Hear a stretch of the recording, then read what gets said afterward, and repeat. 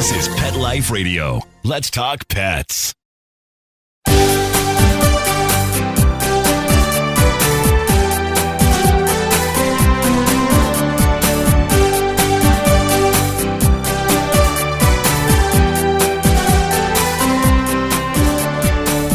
Hello and welcome to Working Like Dogs on Pet Life Radio. Thank you for joining us today. We're your hosts. My name is Marcie Davis, and my co-host is my amazing service dog, Lovey.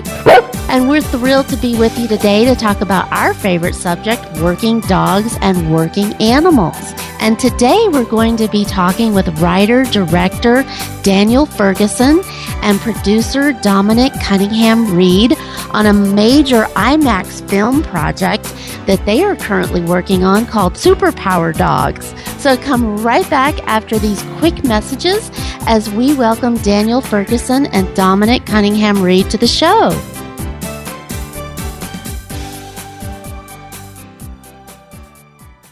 Nature at its best is nature at its simplest. At Red Barn, we've kept it simple for 20 years by concentrating on single-ingredient natural dog treats. Because Mother Nature's actually pretty good at this. Bones are just tasty bones. Meat treats are just nourishing meat. It's nature at its simplest. Look at the label. We want you to. Red Barn Natural Treats. Simply the best. Find it in your local pet specialty store. Try our slow-roasted, natural meaty bones. You love your dog and getting kisses from them, but their breath can be downright stanky. Knock out their smelly breath with Stank Be Gone. Stank Be Gone is made with natural ingredients to eliminate their bad breath while helping to reduce plaque and tartar. Just add a capful to your dog's drinking water. Stank Be Gone is only $19.95. Use promo code STANK to receive a second bottle for just $5. Go to stankbegone.com today. That's stankbegone.com.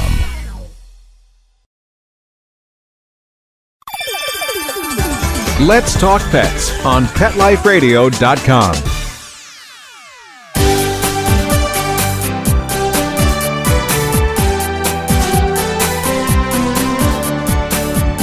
Welcome back to Working Like Dogs on Pet Life Radio. Hello, Daniel and Dominic, and welcome. Hi, Marcie, and hello to Lovey as well. And Lovey gives hi, Marcie. And Lovey. Hello, and Lovey says hello as well. And I just want you guys to, first of all, tell our listeners where you both are located. So, Daniel, where are you today? Well, I'm in Montreal in Canada, in snowy Montreal. Oh, beautiful. And Dominic, where in the world are you?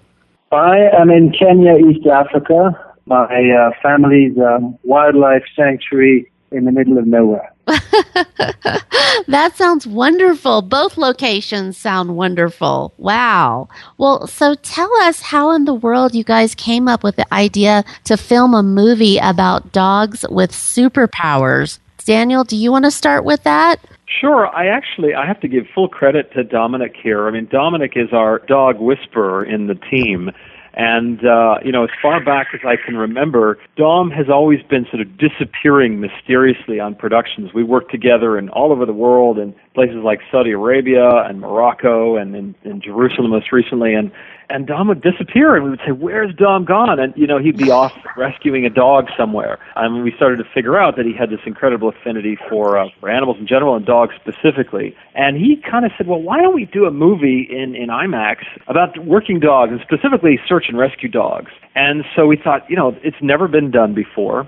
And we started to travel together and find out, how could we tell this story in a way that wasn't a TV movie and was worthy of the giant screen. And we started to quickly realize that these search and rescue dogs and these working dogs and service dogs, they are the real definitions of superheroes in a sense, because, as a culture, we're obsessed with superheroes and amazing abilities and superhuman powers and so forth. What we realized was that the real superheroes are right in front of us, and they're our best friends.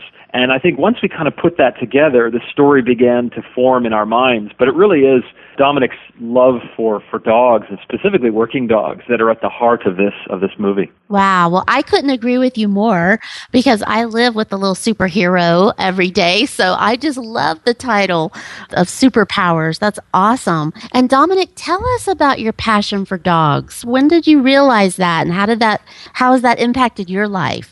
Well, I grew up in Kenya and East Africa on a wildlife sanctuary. So, we're surrounded by animals.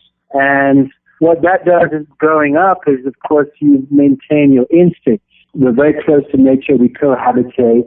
We understand the animals and the behavioral aspects of day-to-day life. And dogs are very much part of that. And my love of dogs began when I was very, very small. I used to live in a tent in the middle of the bush, and I had about 6 dogs at the time, and I would struggle every night to find room in my own bed because they were all in it. Over the years, I have simply just loved dogs deeply, and particularly later in life, when I went into my early 20s, I became a photojournalist, and I covered wars around Africa, and I then became familiar with working dogs, and particularly sort of service dogs and military dogs and bomb dogs and all kinds of dogs related to that world, and urban search and rescue. And then, of course, later on, dogs related to, saving wildlife in Africa. And I just had this huge respect for these dogs. And I felt, wow, it's incredible, oldest interspecies bond in history between man and dog, taken to that level with special training and a really nice relationship between handler and dog. What a special, amazing thing. I mean, it's something that money can't buy. And I just love that. And so I've always had that huge respect. And I think what it does for me is it's all about celebrating not just the dog, but the working dog, and, elevating that dog to superpower status and showing people how amazing they are, and the fact that we are now taking that relationship that is already 40,000 years old or much, much older, but we're taking it into the future, and they're helping us in so many different ways to do everyday things that we can't do. So this movie is really about celebrating the working dog and raising the status of dogs in the world, because, in many parts of the world, they're still, they're disrespected. So I'm trying to very much change that message. Oh, I love that. And, I was thinking about that, about the status of dogs, because you're so right. In so many parts of the world, people haven't recognized the amazing superpowers that dogs have, like you said, of how they can help us and how they can make our life so much better. So I just love that's what you guys are really focusing on is raising that awareness to so many places throughout the planet. Because boy, whoever doesn't recognize what dogs can do for us, they're sure missing out on the beauty and the pleasures of life, right? That's exactly right. I mean, it's a hugely important aspect of this film. And the fact is that we're going to take you into, the world of the dog like you've never seen before on the giant screen. It's just going to be extraordinary. So anyone who loves dogs, and people that even are not that familiar with dogs, will learn a huge amount by seeing this film. Well, tell us, so Daniel, how did you guys select the dogs that are going to be included in the film? Well, casting is always an agonizing process, because it's just, you could make 10 films about the subject matter, and there's still so many incredible stories out there. So what we've tried to do here is recognize that, it's a 45-minute film that's going to play on these huge screens in 3D and so forth in museums around the world. And it's a great way for kids to learn science, learn biology, learn genetics, learn about their own pets, but also about themselves. And so what Dom and I did is for the past 2 years, we've literally been traveling the world trying to find, we've got some great researchers, and they're really well connected and through social media and so forth, and they'll find a story for us and we'll go and visit. And what we've got so many interesting leads right now, and we've actually started filming the project. So this is something that's going to take us 2 years to do. We've obviously been working already for 2 years researching, but the film is going to come out in 2018, and we've got an urban search and rescue dog story, and we've got water rescue and avalanche rescue. We also have, as Dawn mentioned, wildlife trackers, dogs in Kenya who are tracking poachers and saving endangered species like rhinos and elephants. We've got a medical detection dog, a dog that is on clinical trials to sniff out lung and prostate and breast cancer, for example. And then we have a service dog in the film as well. So we're really trying to cover the gambit. It's probably going to end up being 5 main leads with one dog that we follow from puppyhood really all the way through to fully fledged superhero status as a certified urban search and rescue dog. As we've been building the story in a way that allows you to travel the world to very interesting places and spectacular locations, the mountains, the lakes, and the ocean, and the African savanna and so forth, but also to focus on this intimate bond between humans and dogs and how much dogs bring to their communities as well. Wow, what an amazing project. How did you guys get support for such a film to travel all over the world? And I know you have a partnership with the California Science Center, but how did all of that fall into place so that you guys could really get started? And I'm guessing, Daniel, are you the best to answer that for us? Or? Sure. I think it's, these projects are multi-year, multi-million-dollar projects. Certainly, we have, a team of scientific and academic advisors, in this case veterinarians and animal geneticists and cognitive behavioral specialists and so forth who advise us. But by and large, it's the museums. The museums that have these IMAX and giant screen theaters, they kind of decide which films they're going to support, and we got a lot of traction early. As I said, we've made many films together. Our last movie was called Jerusalem 3D, and it was very successful around the world, and on the basis of, I think, that and our own reputations and the subject matter, clearly, there was a great deal of interest. The California Science Center, for example, is working to create an original exhibit called The Science of Dogs that will travel with the film as well. So I think within the museum community, there's a tremendous amount of interest. In fact, when we announced the latest slate of IMAX films, this film actually among the museums was rated number 1 out of 29 films. And that, I think, shows to what degree that not only museum leaders, but the public is absolutely fascinated by this subject, by dogs in general and working dogs specifically. And what a great platform to get people not only to love dogs and appreciate them, but to have a deeper understanding of the science behind how they do what they do. I mean, to our eyes, it looks like voodoo. It's magic. I mean, these cognitive and sensory and intuitive and healing superpowers. And that's what's amazing is people want to know how and why and when and all these questions. So I think we have an enormously curious public about the subject, and there's only so much we can do, of course, in 45 minutes, but we're going to try and really attempt to cover some of the big questions and how we're harnessing all of these incredible superpowers in different breeds. And so people understand the difference between a pet and a working dog, and they have their curiosity satiated, but they go further, and they go online, and they get involved in their local communities, and the museums will invite the local service dog organizations, whether it's service, therapy, medical detection, search and rescue, law enforcement, whatever it is, that they can come to the museums because they're the real stars. Yeah. Oh, I just love it. Well, and I have to agree with you that it is magic to see these dogs in action. And I always say that it's like getting a glimpse of heaven for just a moment when you actually get to see that human-animal bond and when you get to see the working relationship together. It is just pure magic. Well, tell us, so Dominic, what was it like to film in 2D and 3D? How is that going? And what's different about that? Well, actually, Daniel is the best to answer the technical aspect of the film. All I want to say is that we're still in a process of building the story. We're actually, developing special equipment for this movie because we want to be able to give the audiences an experience like they've never had before. We want to take them through the eyes, ears, and nose of a dog. So there's a lot going on at our end, technically and in the planning, because we want to take the audience on a journey like they've never seen before. But Daniel, why don't you answer the questions related to 2D and 3D specifically? Yeah, I mean, we have a tremendous opportunity, obviously, in that it's a visceral format. So, every shot in an IMAX or giant screen movie is kind of a subjective shot. You feel like you're there, that your brain is tricked into believing that you're a dog. And that's such an amazing idea. So what we're trying to do, Marcie, is to take advantage of that and to actually develop a camera rig that can film in, say, 250 degrees, to replicate doggy vision, to replicate the color palette. How do dogs actually see?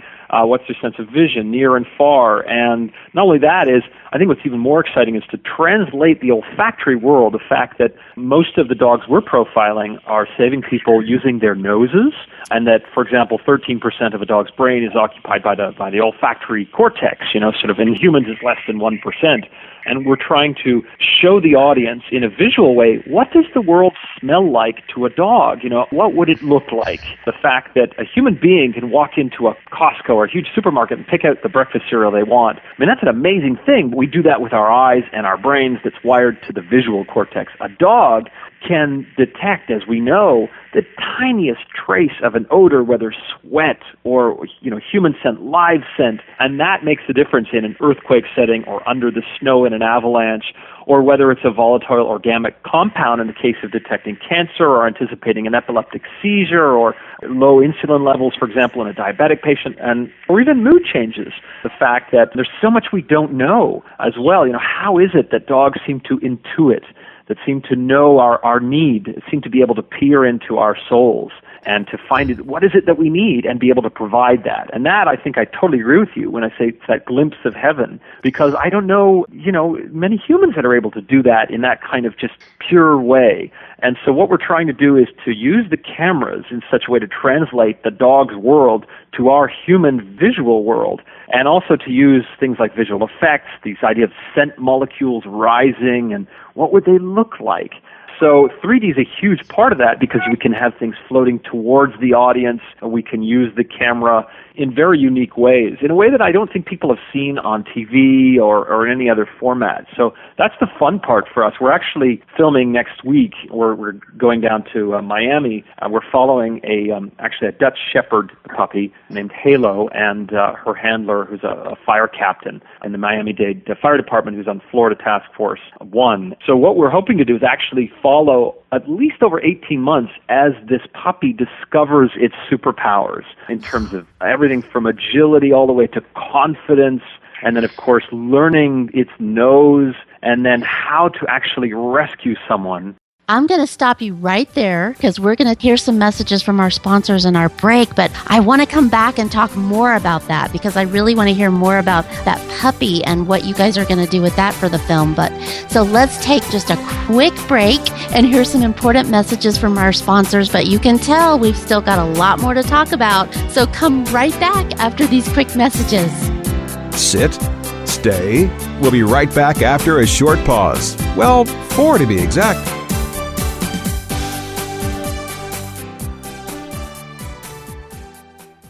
July 25th, 2006, we adopted April. She's a purebred, orange and white, Brittany. But when she started scratching like crazy, I said to John, it's got to be her food. What you put into a dog is what you get out. We heard this radio commercial, and this woman was so excited about Dinovite. DINOVITE.com. 859-428-1000. I said to John, I'm getting this. So the Dinovite comes, and I thought, a light bulb moment. She loves her dog food. She always leaves a little bit in her bowl.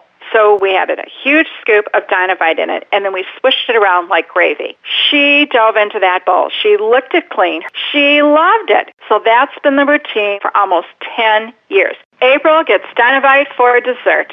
Her coat is now soft, it's silky, it's smooth. She even walks like a little princess. 859-428-1000. On Dinovite, she's little Miss Hollywood. DINOVITE.com. Begging to hear more of your favorite show? Full episodes of all our shows are available on demand. Go to PetLifeRadio.com to fetch our entire lineup of Possum Pet podcasts. Also, dig us up in iHeartRadio and iTunes. Let's Talk Pets. Live and on demand only from Pet Life Radio. Let's Talk Pets. Let's Talk Pets. On Pet Life Radio. Pet Life Radio. PetLifeRadio.com.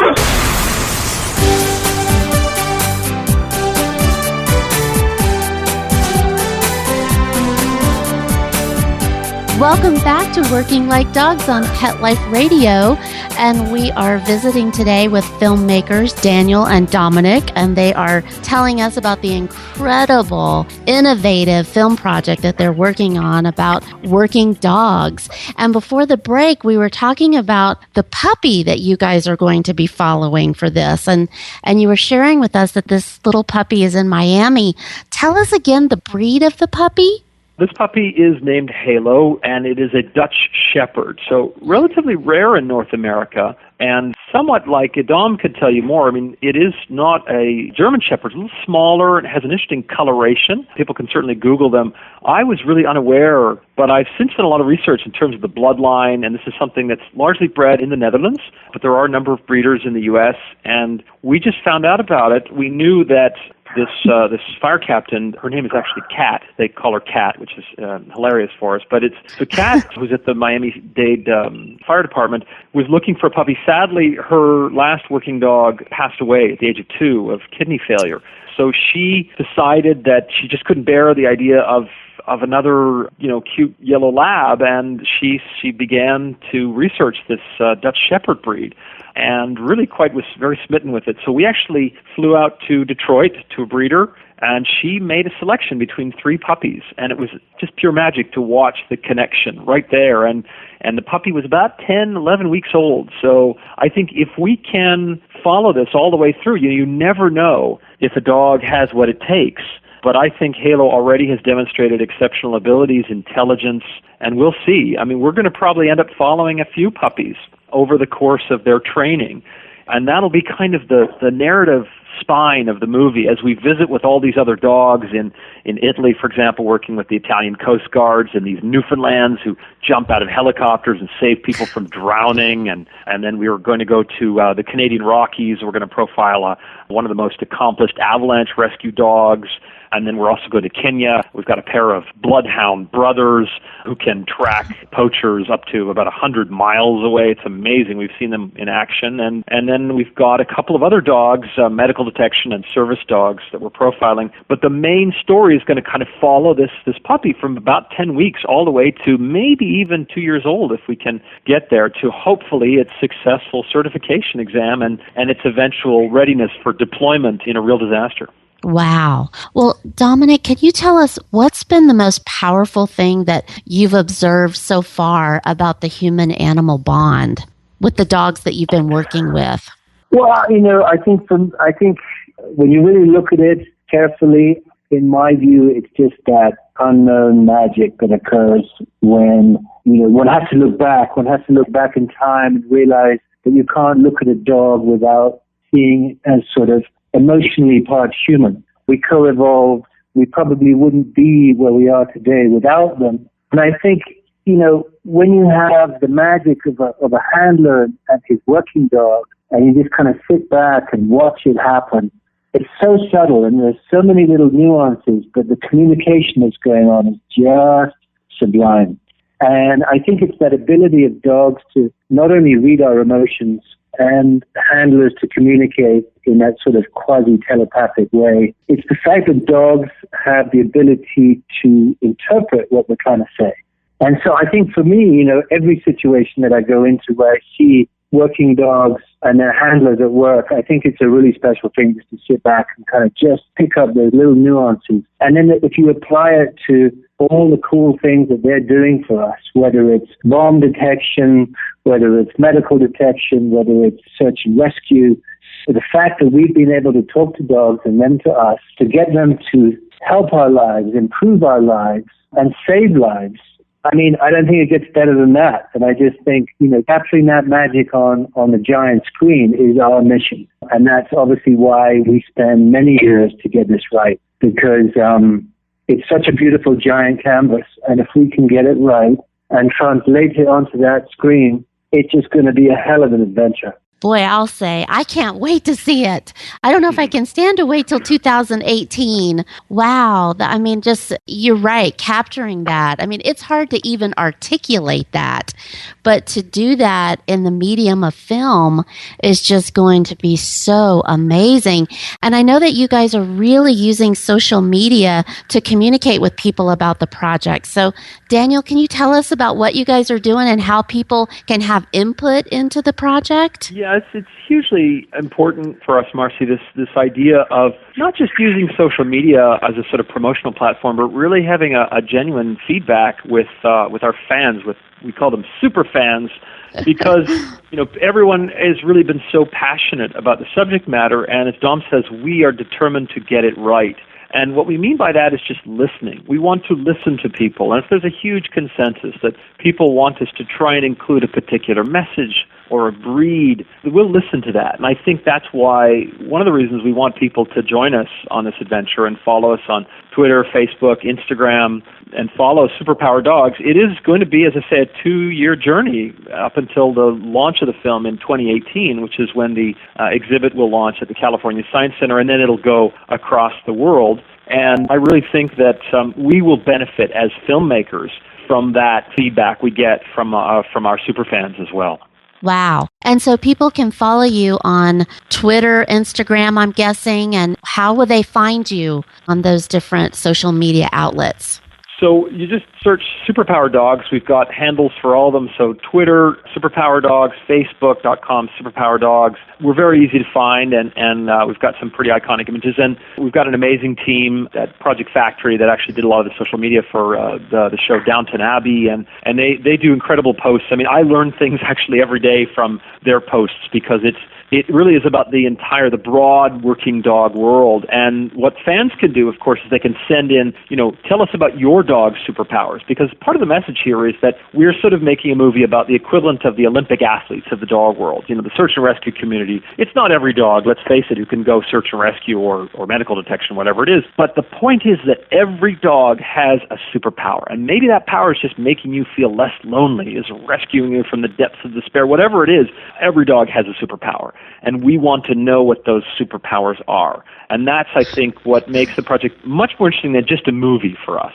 Right. Yeah, we really want to build a community. It's so important that everybody who loves dogs pitches in and really becomes part of this film, becomes part of the journey, and tells us about their dogs. I mean, we would love to hear stories from people about their dogs and what they consider their dog's superpowers to be, because we know they're out there, and we're believers. We know we just want to hear the stories. It's just hard for us to reach out everywhere. We'd like a lot of stuff to come to us if we can. Yeah, well, I am sure that there are so many people out there that have working dogs that would just love to share with you. And I've had a working dog for over 25 years, and I am still blown away every day by what they do for me, by what each of those dogs has done for me. And I mean, it's just, and it is like an athlete. I've always looked at my dogs as I have this incredible Olympic athlete that I have to make sure has the best food I can give it, has the best exercise, so that they can do the incredible job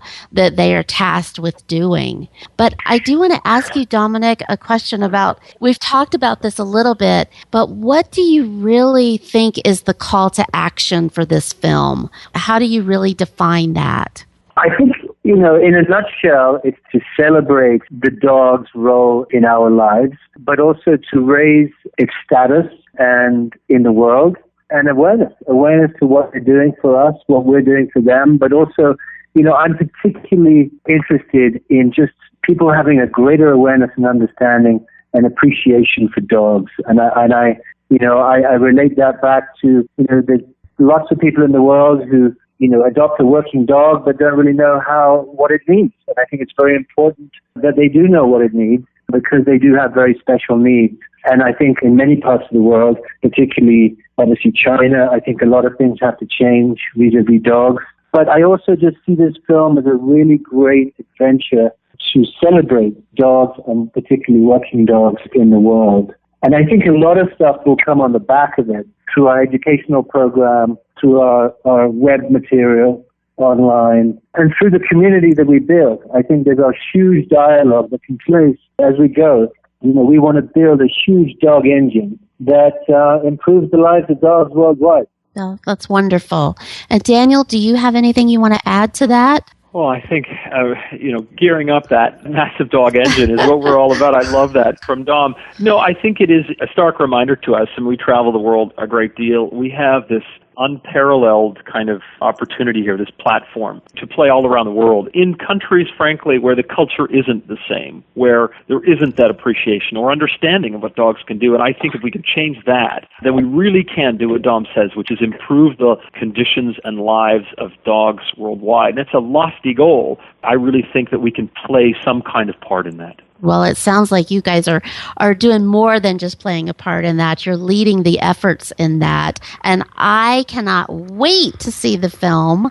And so just to remind us, so it will be in museums and with an IMAX. So how's the best way, I guess, just to follow you guys on all the social media opportunities? I think that's absolutely the best way is whatever your preferred social media is, whether it's Facebook or Twitter or Instagram, if you're more image-oriented. Any of those will tell you kind of what's going on, where are we filming, what are we filming, how's it going. We'll be having sneak peeks at footage and that kind of thing, so you can sort of see the project grow.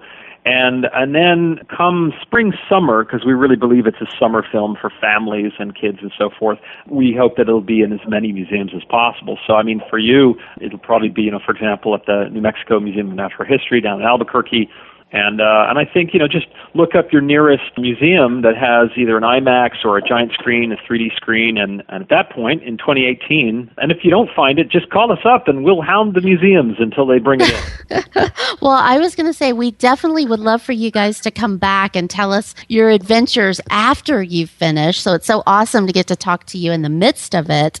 And I guarantee you that Lovey and I are super fans of super dogs. So, I mean, we will look so forward to it. And thank you so much for being with us today. We're just so thrilled for what you're doing, for what it will mean for working dogs and for all of our canines. So thank you for this incredible project. Thank you so much for your time. I really appreciate it. And we hope that Marcie, you and Lovey get to come and see the movie together. We will. You can count on it. Absolutely. Well, and thank you, our listeners, for being with us. We love to hear from you. So please keep those emails coming. We just love your thoughts and ideas for future shows. So thank you for that. And our listeners, that you can follow Lovey and I at workinglikedogs.com on Facebook and Twitter as well. And we look forward to being with you again soon. So take good care. Let's Talk Pets, every week on demand, only on PetLifeRadio.com.